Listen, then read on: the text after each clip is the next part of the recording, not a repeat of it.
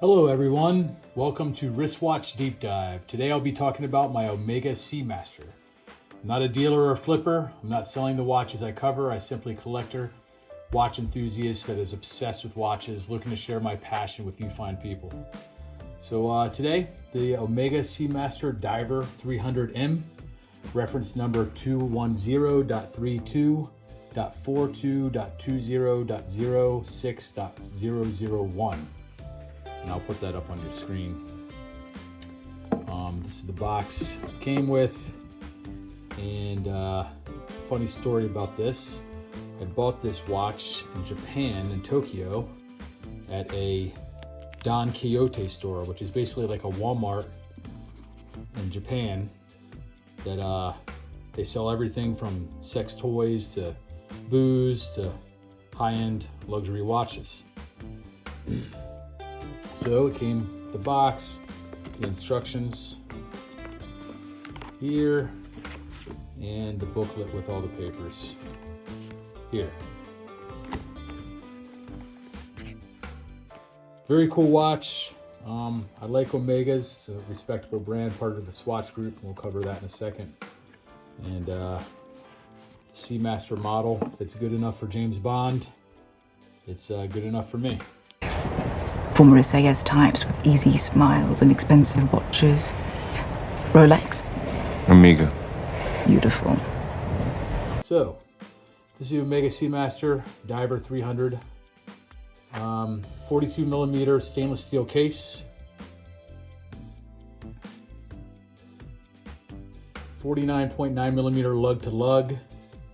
And 13.6 millimeters thick. Bezel is a blue ceramic material, and I have the blue rubber bracelet. It came with a tang, but I actually spent the money and replaced the tang clasp with the deployant clasp. It's an automatic Omega 8800 in-house movement with 35 joules. I'll try to get it close to the camera there. I'm using an iPhone to record this, so it's not going to be the greatest of pictures. Power reserve is 55 hours, domed sapphire crystal. You can kind of see the dome there.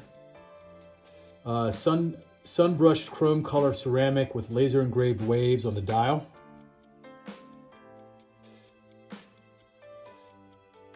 And skeleton hands and indexes are blued and filled with superluminova.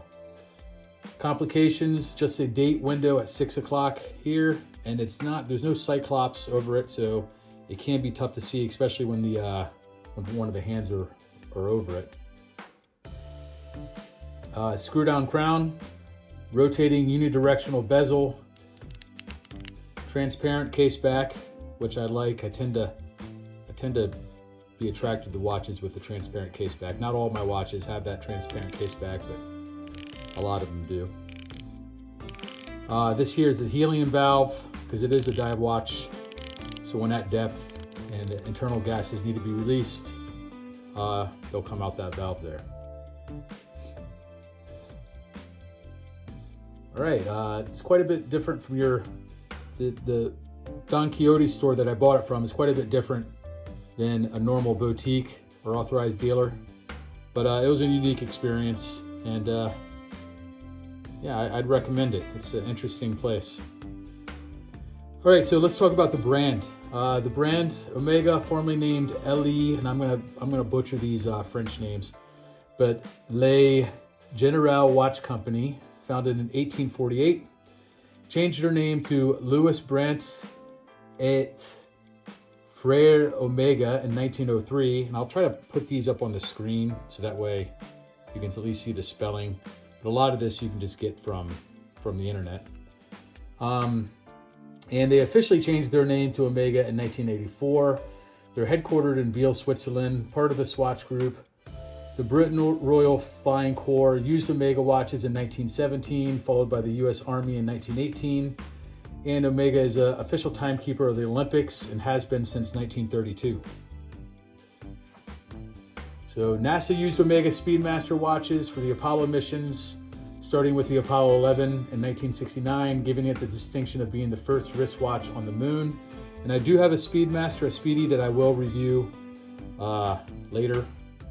I don't want to do too many Omegas in a row, but I do have that Speedmaster. Not the Snoopy Speedmaster, or the a moon watch, but I do have a nice Speedy.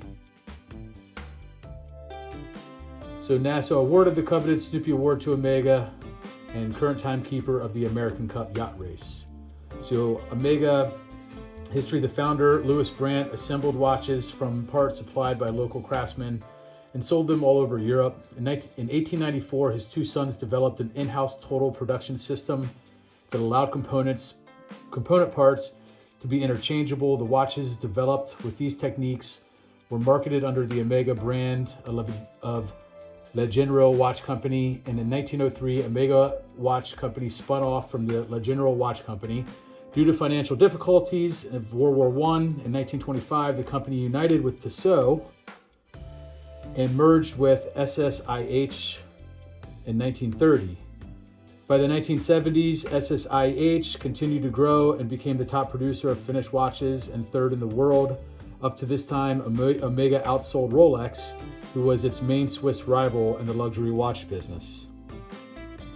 Following the quartz crisis, SSIH merged with ASUAG in 1983 and renamed SMH in 1985. The new group became one of the top watch producers, and in 1998 changed their name to the Swatch Group. And we'll talk a lot more about Swatch Group as we cover more watches under the Swatch Group. Omega experienced a resurgence when James Bond wore the Seamaster in the film Goldeneye. Now, he didn't wear this exact model Seamaster, but he did wear Seamaster in Goldeneye. And then the subsequent films too, Daniel Craig wore Omega as well. So Omega, let's see here, 007 previously wore a Rolex Submariner, but switched to the Seamaster, then later a Planned Ocean and Aquaterra. So he didn't always wear a Seamaster, he wore other Omega lines as well. So why I chose this watch? Well, I like the color scheme, and I do believe it's a beautiful watch. I'm a huge fan of James Bond, and I love the look. It's a great watch for daily wear. It's rugged and sporty enough for the pool and ocean, while at the same time formal enough to wear at business meeting. Love the color combination. And yeah, it has a nice lume as well, and I will show the lume in a second. I'm gonna have to pause the video for that, but I'll get my flashlight and show the lume off. And it's a beautiful watch. I highly recommend Omegas. Definitely probably my favorite brand, even though there are some other brands that I have quite a few brands, and there are some other that definitely rival it. But it's a recognizable brand, and it's great for daily wear. So, all right, hey, thanks for your time. And if you have any questions, please write a comment to this video, or you could email me at wristwatchdeepdive@gmail.com, and I'll put that up on the screen as well. All right, thanks. All right, as promised, I will show off the lume here. So let me hit the lights.